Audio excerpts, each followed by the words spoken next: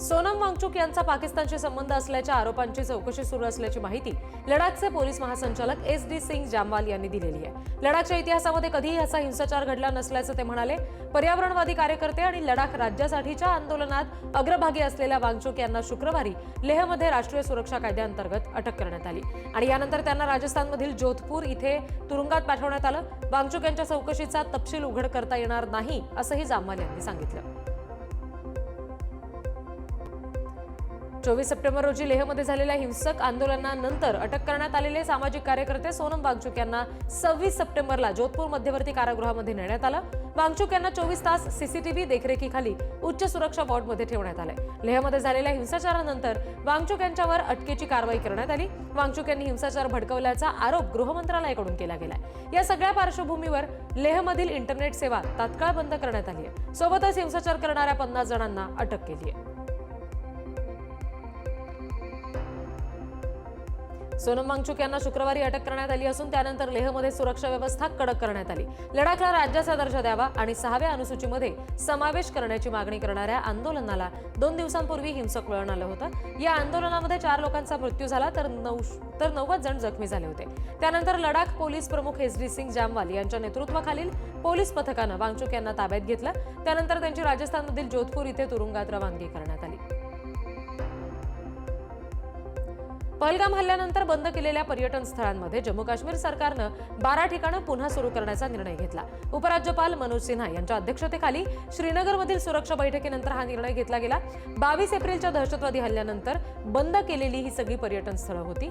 29 सप्टेंबरपासून पर्यटकांसाठी ही सगळी स्थळं पुन्हा एकदा खुली केली जाणार आहेत आणि यामध्ये काश्मीरमधील अरू व्हॅली, त्याचबरोबर यानार राफ्टिंग पॉइंट, अनंतनागमधील पादशाही पार्क आणि उरीतील नियंत्रण रेषेवरील कमांड पोस्ट यांचा समावेश आहे। जम्मूमध्ये सुद्धा काही महत्त्वाची पर्यटन स्थळं पुन्हा एकदा सुरू करण्यात आली आहेत।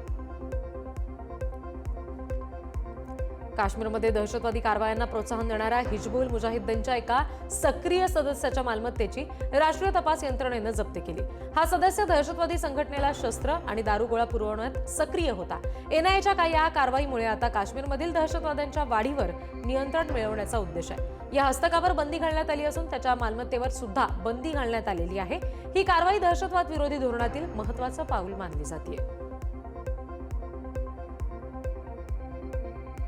छत्तीसगडच्या सुकमा जिल्ह्यातील कॅम्प मोटागुडा या भागामध्ये सुरक्षा दलांनी नक्षलवाद्यांची ऑर्डिनन्स फॅक्टरी उद्ध्वस्त केली। या कारवाईमध्ये नक्षलवाद्यांकडून शस्त्र आणि स्फोटकं तयार करण्यासाठी वापरली जाणारी उपकरणं आणि स्फोटकं जप्त करण्यात आली आहेत। सुरक्षा दलांना मोठं नुकसान करण्याच्या उद्देशानं नक्षलवादी शस्त्र आणि स्फोटकं तयार करण्याचा हा कारखाना चालवत होते। दरम्यान जिल्हा दल सुकमा आणि कोब्रा 203 बटालियननं संयुक्तपणे ही सगळी कारवाई केली असं समजतंय। हैदराबादमध्ये मुसा नदीला आलेल्या पुरामुळे शहरातील महात्मा गांधी बस स्थानक पूर्णपणे जलमय झालं। मुसळधार पावसामुळे नदीचा पाणीस्तर वाढला आणि बस स्थानकामध्ये पाणी शिरल्यामुळे इथली बस सेवा तात्काळ थांबवण्यात आली। बस स्थानकामध्ये अडकलेले प्रवासी आणि कर्मचारी यांना बचाव पथकानं दोरीच्या सहाय्यानं बाहेर काढलं। या घटनेमुळे प्रवाशांना मोठा त्रास सहन करावा लागला। प्रशासनानं जलस्तरावर लक्ष ठेवलं पाहिजे, तातडीनं उपाययोजना सुरू केल्या पाहिजेत अशी त्यांची अपेक्षा आहे। मुसळधार पावसामुळे हैदराबादमध्ये पूरस्थिती अत्यंत गंभीर बनली आहे।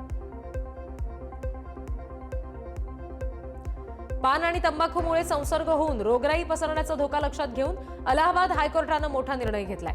ज्यांच्या कागदांवर पान तंबाखूच्या थुंकीनं लाल झालेल्या बोटांचे ठसे उमटलेले असतील अशा याचिका आणि अर्ज न्यायालयाच्या कार्यालयांमध्ये दाखल करून घेण्यास मनाई करणारा न भूतो आणि मजेशीर आदेश द्यावा लागलाय। ज्या न्यायालयामध्ये 2 पिढ्यांपूर्वी खुद्द न्यायाधीशच पान खाऊन न्यायस्थानावर बसायचे त्याच न्यायालयाला असा आदेश देण्याची वेळ आली आणि हे या न्यायालयामध्ये झालेलं एक सांस्कृतिक स्थित्यंतर म्हणता येईल। पंतप्रधान नरेंद्र मोदी यांचा ओडिशी दौरा होता।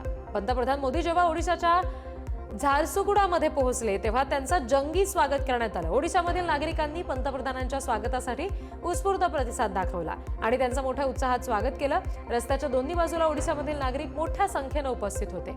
यावेळी ओडिशामध्ये पारंपरिक नृत्य सुद्धा सादर करण्यात आलं।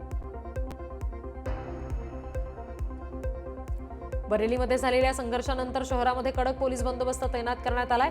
इस्लामिया मैदान आणि प्रमुख चौकांमध्ये अतिरिक्त पोलीस दल तैनात करण्यात आलंय. प्रशासनानं नागरिकांची सुरक्षा आणि शांतता राखण्यासाठी हे पाऊल उचललेलं आहे. सध्या परिस्थिती नियंत्रणात आहे. पोलीस अलर्ट मोडवर आहेत. शिवाय इथल्या रहिवाशांना सुद्धा संयम राखा असं आवाहन करण्यात आलंय. कर्नाटकच्या विजयनगर इथल्या होसपेट तालुक्यामध्ये गाडीनकूर या गावामध्ये एका घरात सिलेंडरचा स्फोट झाला. या घटनेमध्ये 8 जण जखमी झाल्याचं कळतंय. या भीषण स्फोटामुळे घराचं सुद्धा मोठं नुकसान झालंय. जखमींना त्यानंतर तातडीनं जवळच्या रुग्णालयामध्ये दाखल करण्यात आलं. सिलेंडर स्फोटाचं कारण अजून अस्पष्ट आहे. पोलिसांकडून पुढचा तपास सुरू आहे. दरम्यान प्रशासनानं नागरिकांना सावधगिरी बाळगण्याचं आणि सुरक्षिततेच्या नियमांचं पालन करण्याचं आवाहन केलंय. उत्तर प्रदेशच्या सीतापूरमध्ये मुख्याध्यापकानं शिक्षण अधिकाऱ्याला बेल्टनं मारहाण केल्याची घटना घडली. या घटनेचा व्हिडिओ सोशल मीडियावर प्रचंड व्हायरल झालाय. यानंतर या घटनेबाबत अनेक प्रश्न उपस्थित करण्यात आले होते. या घटनेबाबत आता उत्तर प्रदेशचे तंत्र शिक्षण मंत्री आशिष पटेल यांनी सुद्धा ही घटना अत्यंत दुर्दैवी असल्याचं म्हटलंय. एक मेहनती, प्रामाणिक आणि नियमित शाळेमध्ये जाणारे वर्मा यांना त्रास देण्यात आला, त्यांचा छळ करण्यात आला. त्यामुळे पटेल यांना राग अनावर झाला. पटेल यांनी कारवाई करण्याचं आश्वासन सुद्धा दिलंय. हरियाणातील गुरुग्राममधील झाडसा चौकामध्ये भीषण अपघात झाला. वेगाने येणाऱ्या थारची डिवायडरला धडक झाली आणि अपघात झाला.